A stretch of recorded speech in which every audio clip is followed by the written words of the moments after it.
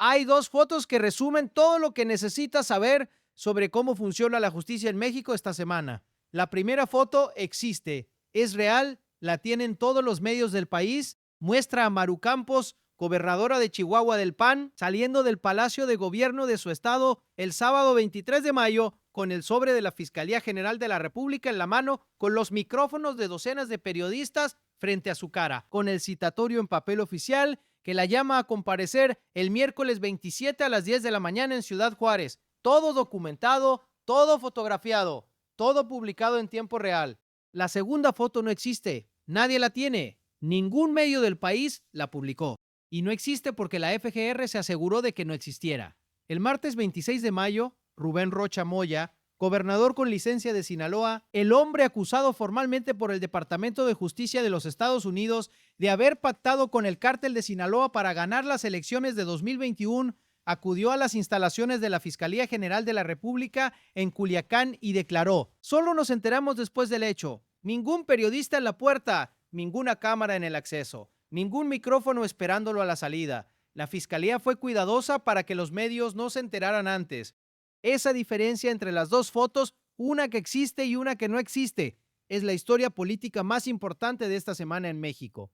Y es la que Fractura MX va a contarte completa. Quédate porque en los próximos minutos voy a darte todos los detalles de las diferencias entre los dos procedimientos. No son pequeñas, no son detalles técnicos que solo importan a los abogados, son decisiones institucionales deliberadas que dicen exactamente qué tipo de justicia existe en México dependiendo del partido al que pertenece el citado. Y cuando las veas una al lado de la otra, vas a entender por qué el columnista del Imparcial que las analizó el miércoles tituló su texto con una frase que no necesita explicación adicional: las comparecencias. Empecemos con los hechos verificados porque en esta historia los detalles importan más que las interpretaciones.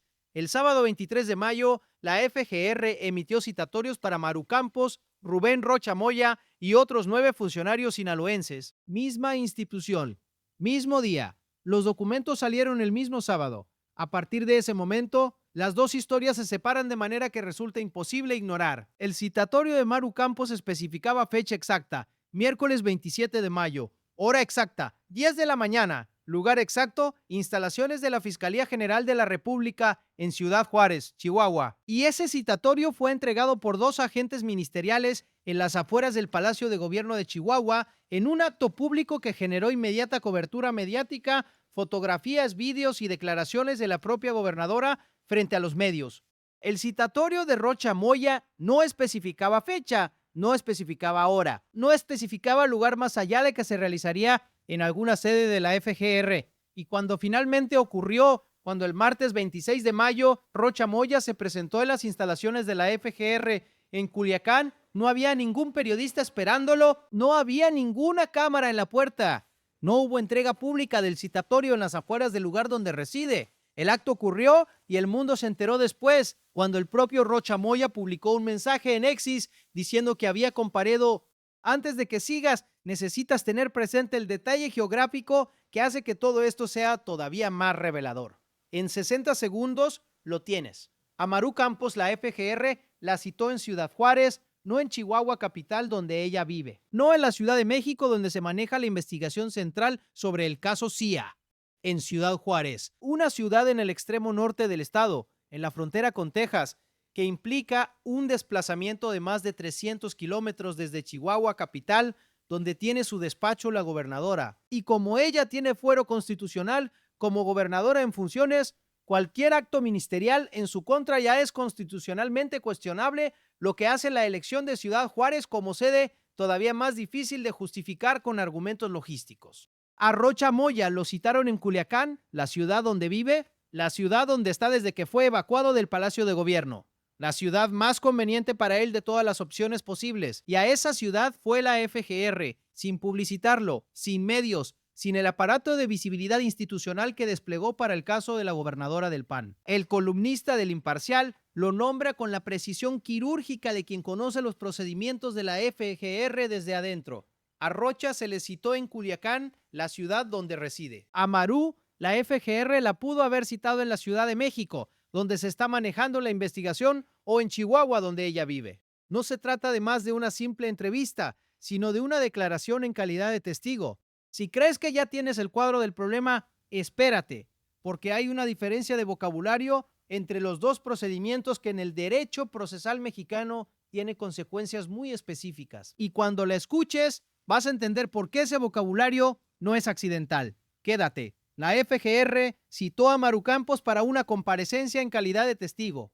La palabra comparecencia tiene un significado procesal preciso. Es una diligencia formal, tiene requisitos de documentación, genera un acta ministerial con valor probatorio, se registra en el expediente con todos los detalles del procedimiento. La FGR citó a Rubén Rocha Moya para una entrevista.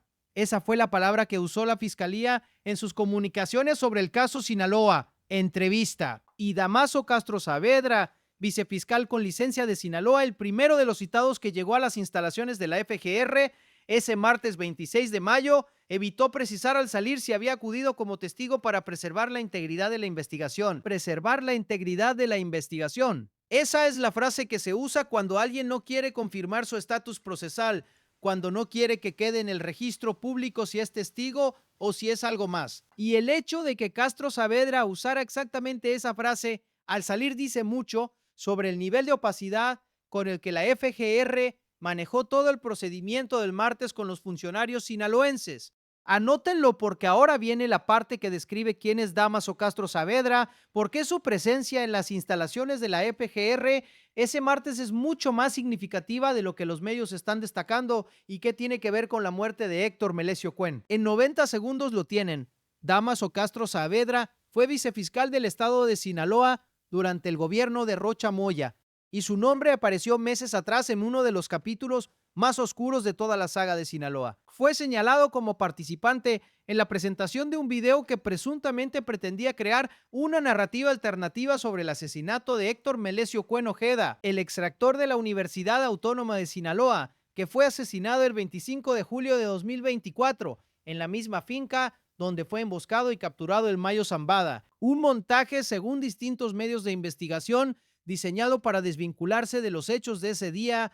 Este es el funcionario que llegó primero a las instalaciones de la FGR el martes 26 de mayo, antes que Rocha Moya, sin confirmar su estatus procesal, sin aclarar si fue como testigo o en alguna otra calidad. Con la frase de preservar la integridad de la investigación como escudo, y la FGR manejó su llegada, su declaración y su salida con el mismo nivel de opacidad con el que manejó todo lo de ese día, sin fotógrafos, sin periodistas, sin el aparato de visibilidad institucional que desplegó 48 horas después para la comparecencia de Maru Campos. Quédense porque ahora viene la parte que conecta el manejo secreto de la declaración de Rocha con algo que él mismo dijo en su mensaje de X al confirmar que había comparecido. Y esa declaración dice más sobre el contexto político de todo este proceso de lo que ningún comunicado oficial admitirá nunca. Espérense, Rocha Moya confirmó su comparecencia ante la FGR con un mensaje en sus redes sociales y eligió sus palabras con el cuidado de alguien que sabe exactamente qué imagen necesita proyectar en este momento. Dijo estar inspirado en el liderazgo de la presidenta Claudia Sheinbaum, a quien calificó como jefa del Estado mexicano que lucha por el respeto a la soberanía nacional frente a cualquier intento de mancillarla. Inspirado en Sheinbaum, el gobernador con licencia acusado de narcotráfico en Nueva York aprovechó el momento de confirmar su comparecencia ante la Fiscalía para declararse públicamente inspirado por la presidenta, para vincular su proceso judicial con la narrativa de soberanía que Sheinbaum ha construido como argumento principal frente a la presión americana, para presentar su declaración ante la FGR no como lo que es responder a una investigación derivada de acusaciones de otro gobierno, sino como un acto de confianza en las instituciones mexicanas frente a los intentos externos de mancillarlas. Es un movimiento político calculado y tiene sentido solo si Rocha Moya confía en que el proceso de la FGR no va a producir consecuencias reales para él. Solo alguien que sabe que el procedimiento es manejable puede permitirse convertir su comparecencia en un acto de adhesión política a la presidenta. Estamos llegando al momento más importante, el que hace que la diferencia entre los dos procedimientos sea más que un contraste de formas. En 90 segundos lo tienen. Insunza también compareció, el narcosenador acusado en Nueva York de vínculos con el cartel de Sinaloa, el que lleva semanas en Culiacán con las cuentas congeladas, el que lleva meses sin aparecer en el Senado también acudió a las instalaciones de la FGR el mismo martes 26 de mayo y su declaración pública sobre cómo fue ese procedimiento tiene una osadía que merece analizarse con detalle.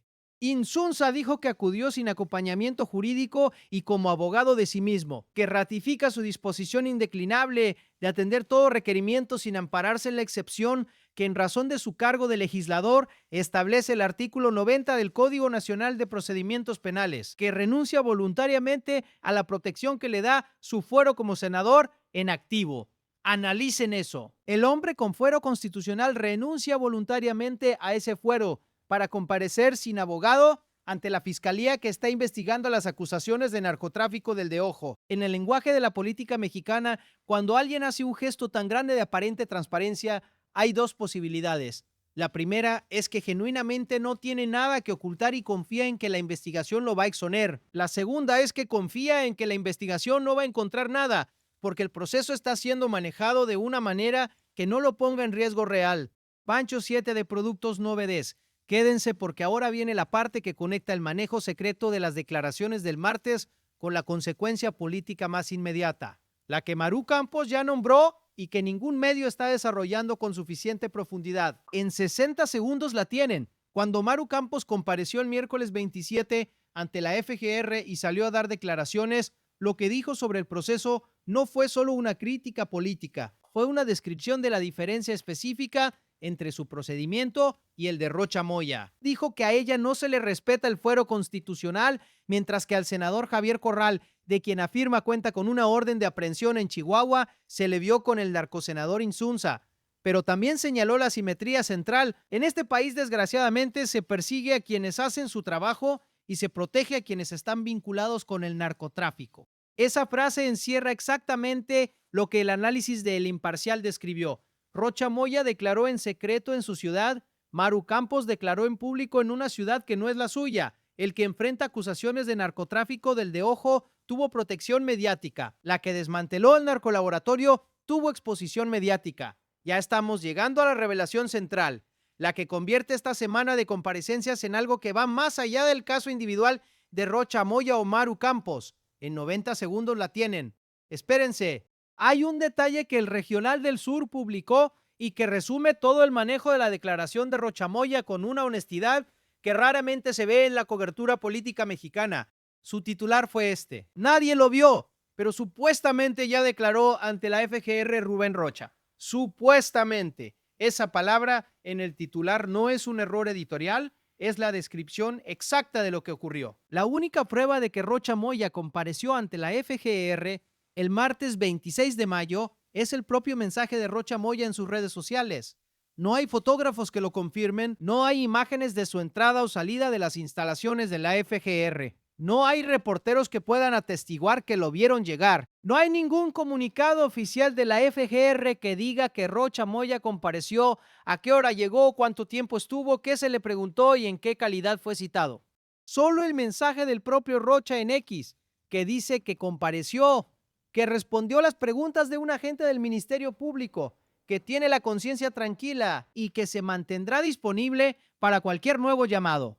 La revelación que Fractura MX puede hacer hoy es esta. La Fiscalía General de la República no solo trató de manera diferente los procedimientos de Maru Campos y Rubén Rocha Moya, tomó una decisión institucional activa para que el procedimiento de Rocha fuera invisible y el de Maru fuera visible. Eso no ocurre por inercia burocrática, ocurre por decisión cuando la FGR entregó el citatorio de Maru Campos en las afueras del Palacio de Gobierno de Chihuahua con 2 agentes ministeriales y con la certeza de que la prensa lo iba a cubrir, tomó una decisión sobre la visibilidad que quería darle a ese procedimiento. Cuando la FGR coordinó el acceso de Rocha Moya a sus instalaciones en Culiacán sin avisar a los medios, sin confirmar la fecha pública previamente, sin permitir que ningún fotógrafo documentara el acto, tomó la decisión opuesta. El mismo nivel de visibilidad que maximizó en un caso, lo minimizó en el otro.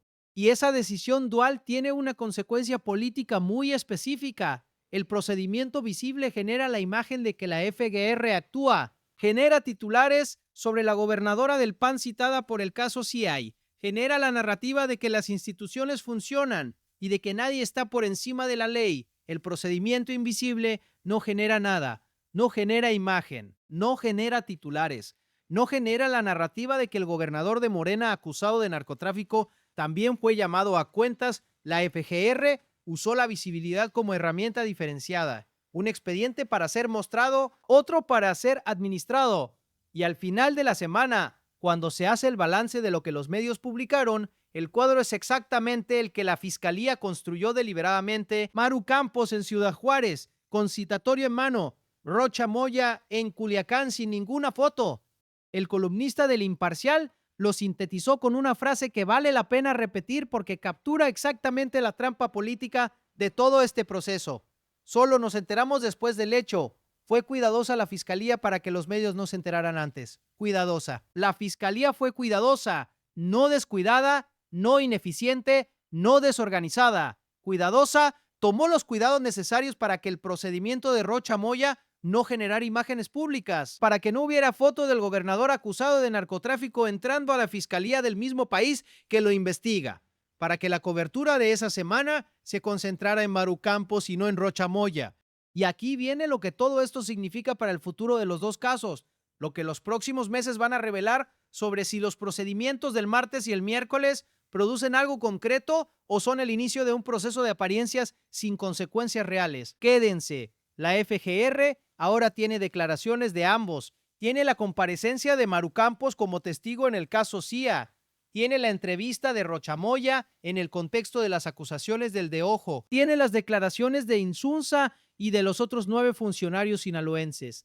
Todo eso forma parte de los expedientes que la Fiscalía está construyendo.